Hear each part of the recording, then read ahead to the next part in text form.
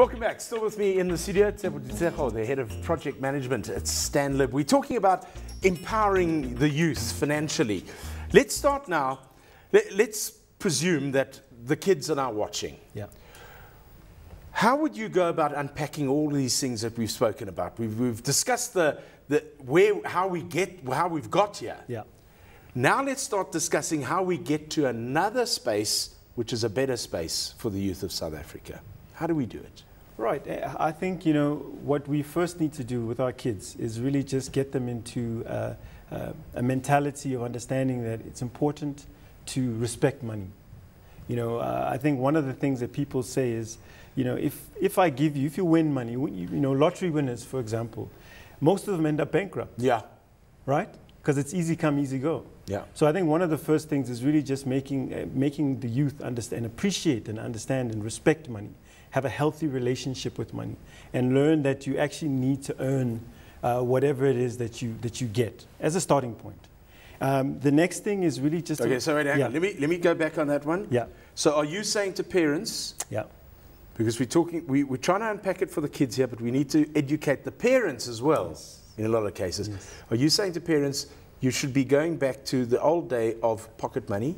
Yeah. Or if you wash the car on Saturday, you will earn yourself X amount of money so that they get a reward system going? Yeah, and I think what I am saying is that yes, kids need to earn. Pocket money is almost a given. If you give kids pocket money without them earning it, then they're going to most likely waste money. So what you need to do is incentivize them. So if they do chores, you give them an appropriate amount of money. If they don't do the work that they're supposed to, they don't get anything. Okay. Now, how do you guys, or how have you tried to address budgeting amongst the youth? Because that's probably one of the most important aspects of it. It is. In the workbook, we start with goal setting. So we get them to start understanding the need to set goals and objectives. Short term, so 1 year, 3 year, 5 year. Mm-hmm. That's the starting point. Then what you do is when you go into the budgeting section, you teach them what is a budget. Budget's got different categories. You've got expenses which are fixed. You've got some which are variable. So you need to make them understand what those things mean. Mm-hmm. And then also there's something we teach them called 80-10-10. 80% of your budget should actually be for your recurring expenses. 20% of your income you shouldn't actually be touching. You should be putting away. 10% for emergencies, and then 10% for long-term investing. So those are the key principles that we try to get across the youth around budgeting specifically.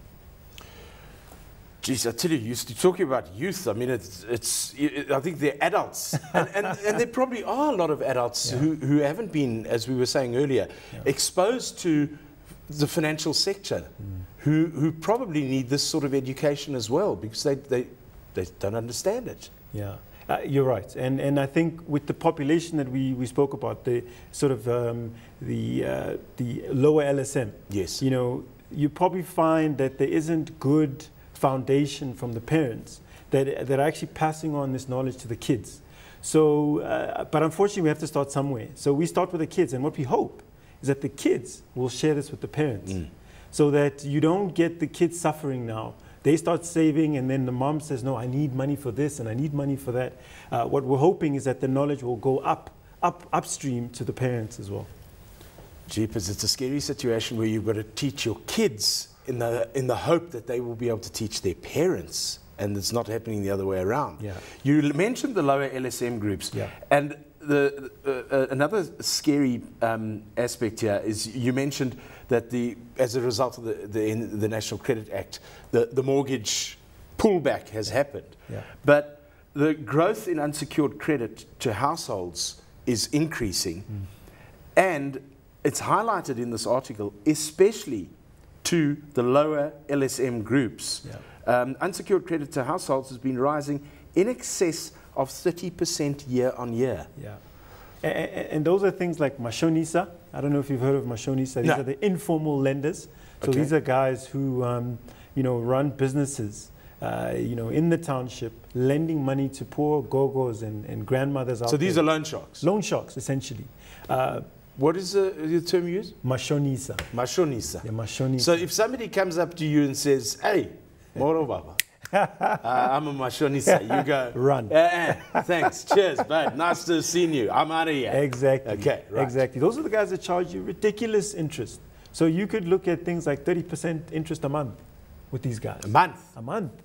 Not per annum, a month. And these are the guys that, you know, have guys who can break knees as well. You know, so that's the 30% growth in unsecured debt. And, you know, the reason we have a section around debt, and in there we cover good debt, bad debt. Okay. And in the storyline of the movie, it actually starts out with the guys owing a mashonisa a whole bunch of money. I think they own about 5,000 rand. So that's where we start, because it's directly related to the guys we're targeting.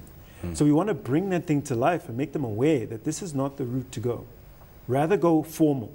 So that 30% growth, I'm hoping we can start reducing that over time, because it's way too much. You said you're working with the Department of Education and targeting schools. How are you identifying where to take this? Because in my opinion, this should be shown to every single school kid in the country.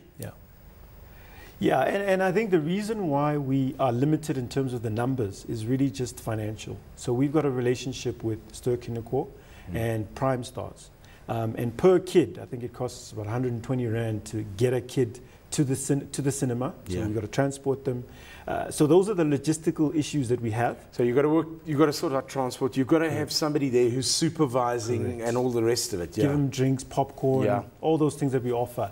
However, I think in the long term, we do want to work out something where through media providers, we can actually show this thing on national TV. We can actually give DVDs to schools. So in terms of identifying, all we've done is we've left it to the Department of Education. The only criteria for us is that it's previously disadvantaged schools, and they then come back to us with the relevant list. So there's no real criteria per se in terms of the first 15,500. We leave it up to the Department of Education. This is a very different way of going about educating people on financial matters, because you guys, and I mean this with all the respect in my heart, but bankers have always been seen as these very conservative people who wear the right ties and the right pocket handkerchiefs. I see nothing's changed there.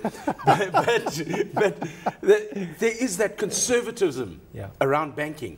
This is thinking right out of the box. How did you guys get to this point? Look, and I think we realize that the messaging, the way to get this thing across effectively to the target audience is really to tweak it. And that's why the production company became critical. They were the creative engine behind this thing. I think if the pocket handkerchief guys created this thing, it would have been an absolute disaster. People would have been sleeping during the movie, you know, it would have been a disaster. So we left it to the experts. So Monarchy Group, Young, they've done quite a lot of work. They've won awards in terms of the content they've produced. We didn't give it to the old production guys, you know. So that really helped bring this thing to life. What are you hoping to get out of this at the end of the day? How does it? I know you, in terms of the financial charter, you've got to educate consumers, but there must be a target in this. You're saying kids must learn goals. What are your goals here? So Stanlib is really concerned around two things. The one is just the reach. So the 15,500 number is a big target for us. The previous one, the PowerPoint one I was telling you about earlier, we were reaching about just under 3,000 varsity students per annum, and it was just not good enough for us. So that's the one goal. The other goal is just the impact and how effective the message resonates. So what we've done to measure that is we're going to do a survey of the kids pre and post the movie to check what their understanding is of the topics that we taught.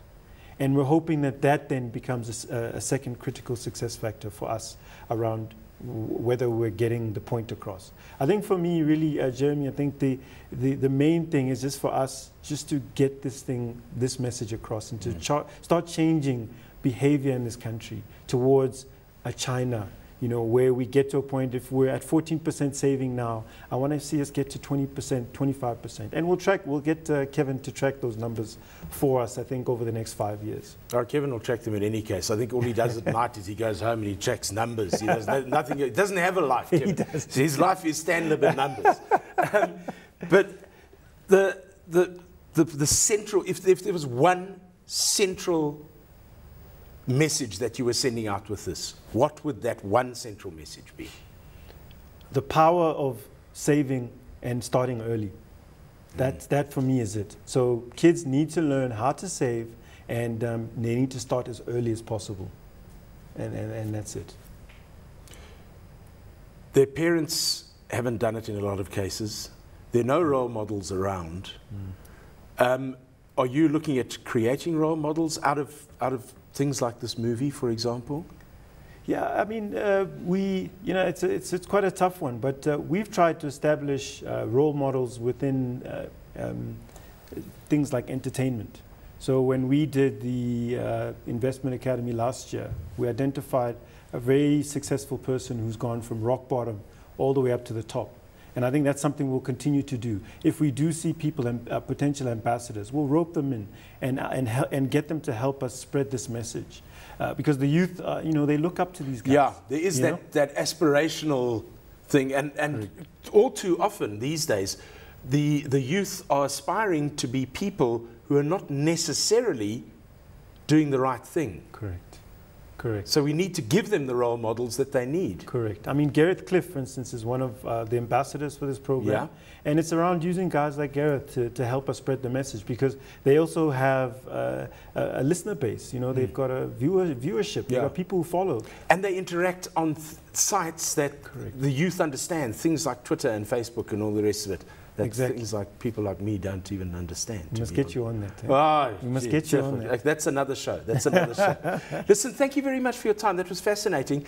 And good luck. I really hope that this goes from strength to strength, and it goes way beyond the 15,500 learners that you're hoping to target. Thank you so much. And I'm hoping that I can give you a copy of the video, and also invite you to come and see what we're actually doing on the ground. That would be great. Love to do that.